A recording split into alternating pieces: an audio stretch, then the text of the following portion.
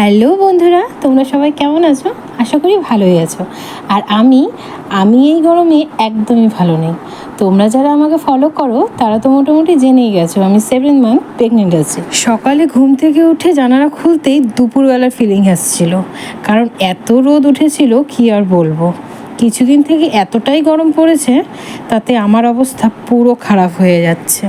এখন তোমাদের মনে প্রশ্ন জাগতেই পারে, এতদিন কোথায় ছিলাম, এতদিন পর এইভাবে কেন তোমাদের জানালাম। তো এতদিন আমি বাড়িতেই ছিলাম, কিন্তু শারীরিক দিক থেকে একটু অসুবিধেও ছিল।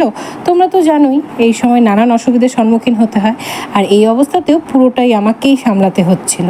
এখনও যদিও হচ্ছে, তাই কিছুই বুঝে উঠতে পারছিলাম না কি করব না করব। কিন্তু এখন একা সব কিছু সামলাতে এতটাই অভ্যস্ত হয়ে গেছি যে এখন অতটা অসুবিধে হচ্ছে না। বাট সব সময়ের জন্য না, অ্যাকচুয়ালি আমি নিজের মনটাকে একদম শক্ত করে ফেলেছি যে একাই সব কিছু করতে হবে, সাহায্য করার কেউ নেই। তো এখন থেকে পুরোপুরি চেষ্টা করব ডেইলি না হলেও সপ্তাহে 3 থেকে 4টে ভিডিও ছাড়ার।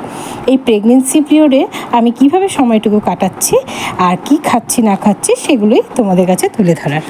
সকালে ফ্রেশ হয়ে যাওয়ার পর খালি পেটে 2 গ্লাস জল খেয়েই বসে পড়লাম এই যে ড্রাই ফ্রুটস নিয়ে।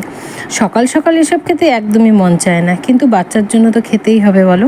কিছুদিন সকালবেলাতে দুধও খেয়েছিলাম, বাট সকালে দুধ খেলে আমার পুরো খাবারটাই বমি হয়ে যেত, তাই দুধ খাওয়ার টাইমিংটা চেঞ্জ করে দিয়েছি। দুধ এখন সন্ধ্যাবেলাতেই খাই। আমার খেতে খেতে বর্মশাও টিউশন পড়িয়ে চলে আসলো, তাই ওর জন্য কর্নফ্লেক্স বানিয়ে দিয়েছিলাম। আর এদিকে আমি মাকে খাওয়ানোর পর জল খাইয়ে দিচ্ছিলাম। আগের ভিডিওগুলো যারা দেখেছো তারা তো জানোই মা খুবই অসুস্থ আর নিজে থেকে কিছুই করতে পারে না। যাই হোক, বর্মশাই আর শাশুড়ি মায়ের তো পেট শান্তি করিয়ে দিলাম, কিন্তু আমি কি খাবো? দুধ কর্নফ্লেক্স তো খাওয়া যাবে না, কারণ বমি হয়ে যাবে খেলে। তাই আমি নিজের জন্য 2টো রুটি করে নিয়েছিলাম, আর সাথে ডিমের অমলেট।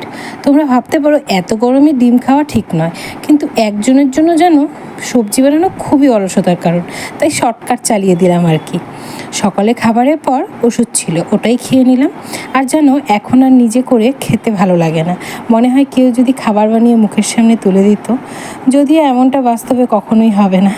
যাই হোক, সকালের কাজের পর্বটা শেষ হলো, এখন দুপুরের পর্ব।